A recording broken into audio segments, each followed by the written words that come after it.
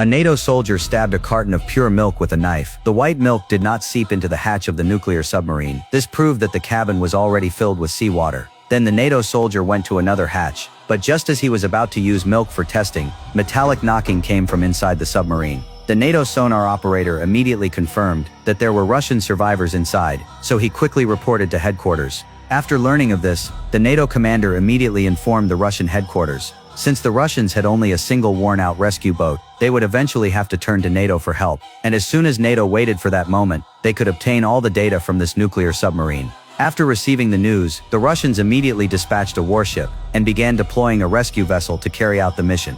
But at this time, the inside of the nuclear submarine had already started running out of oxygen. The surviving Russian soldiers could only rely on the small amount of oxygen in the drainage pipes, but soon the oxygen in the pipes was also exhausted. More and more soldiers began fainting due to lack of oxygen. At this moment, the soldiers also realized that without oxygen generators, they would never survive until the rescue. At that moment, a soldier suddenly remembered that in the storage locker of cabin 8 next door, there were spare oxygen generators. But now that area had already been completely flooded with seawater. The soldiers could only risk diving into cabin 8. Fortunately, they soon found the oxygen generator. But on the way back, an accident occurred. A soldier was weakened by the freezing seawater, unable to move in the water. Fortunately, his comrades did not abandon him. Finally escaped from cabin 8 successfully.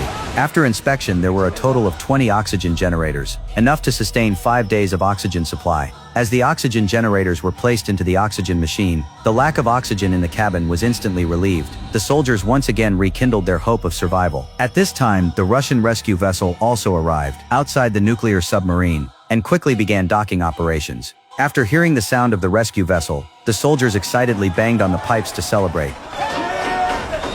But soon one soldier noticed something was wrong. The docking port of the rescue vessel could never be sealed. No matter how they operated, it could not be fixed. Soon the rescue vessel's power was also completely drained. It had no choice but to surface urgently for recharging. Hearing the sound of the rescue vessel leaving, the trapped soldiers completely lost hope.